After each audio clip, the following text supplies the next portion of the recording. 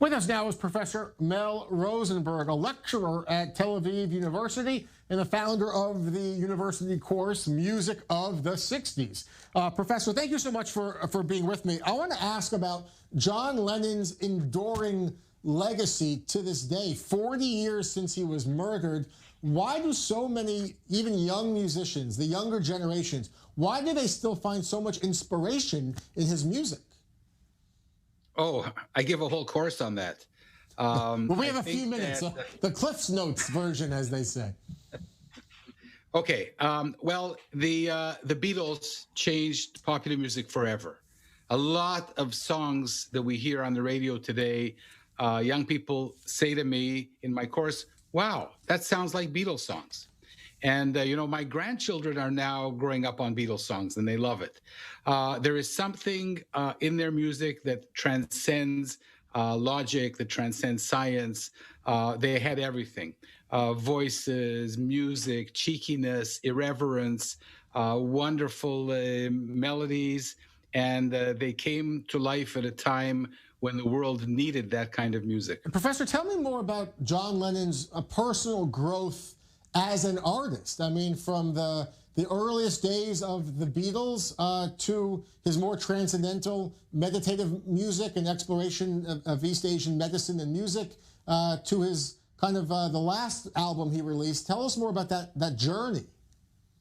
Okay, I'm going to have to focus on the most important years, perhaps not for Lennon, but for the world.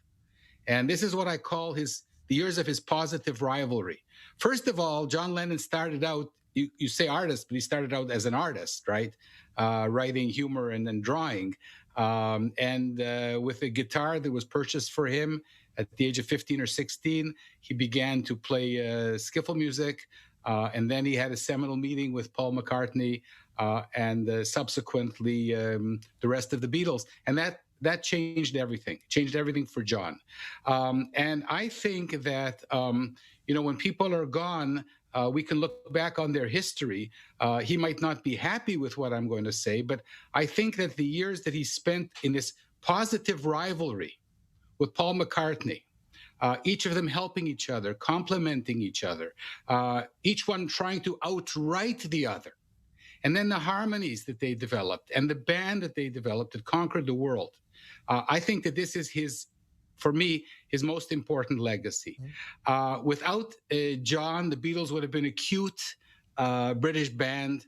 He's the one who gave them this cheeky irreverence.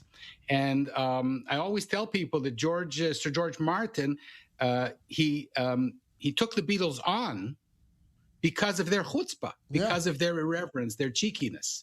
And John, he was the one with the edge. Oh, really? He was the one that told the people in the audience that had money to jingle their jewelry. Really well said. A really important remembrance here. We're almost out of time. But Professor, want to put you on the spot. This is an enduring debate, rages to this day. Who had the better voice, do you think? It goes back and forth, John or Paul? Okay, so in the course, I teach that it's not the quality of the voice, it's the integrity of the voice. People listening to music, they want to believe in the personality of the person who is telling them the story. So McCartney had a nicer voice, but John Lennon perhaps had the more authentic voice. All right. Professor, thank you so much for being with us again. A really fascinating course at Tel Aviv University. I really appreciate your time and your expertise. Thank you so much for joining us. Thank you.